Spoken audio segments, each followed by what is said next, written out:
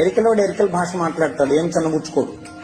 లంబాడి ఆయన లంబాడి భాష మాట్లాడతాడు, గుజరాతోడు గుజరాతీ మాట్లాడతాడు, పంజాబీ మాట్లాడతాడు, తమిళోడు తమిళ్లో మాట్లాడతాడు. చిన్నబుచ్చుకోడు, వాడు హ్యాపీగా ఫీల్ అవుతాడు. ఇంకాస్త అయితే గర్వంగా కూడా ఫీల్ అవుతాడు. ప్రపంచంలో ఒకే ఒక్క జాతి ఉంది, తన మాతృభాష మాట్లాడటానికి సిగ్గుపడే జాతి.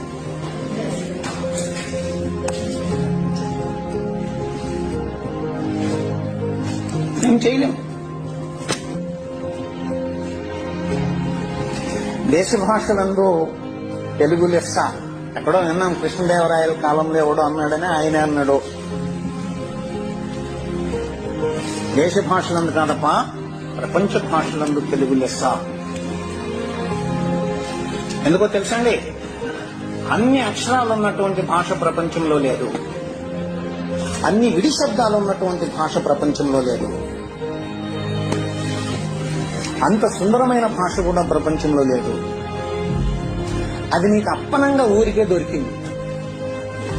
పాపం మనోళ్ళు ఊరికినే దొరికినాయి తీసుకోమని చాలా ధీమా కలిగిన వాళ్ళు కదా, దాన్ని వదిలేసి ఇద్దరు తెలుగు పంతులు ఇంగ్లీష్ లో మాట్లాడుకుంటారు. అది దయనీయమైన పరిస్థితి. ఈ రోజు నాకు మీరు ప్రతిజ్ఞ చేయగలరా, తెలుగుని ఇష్టపడతాను,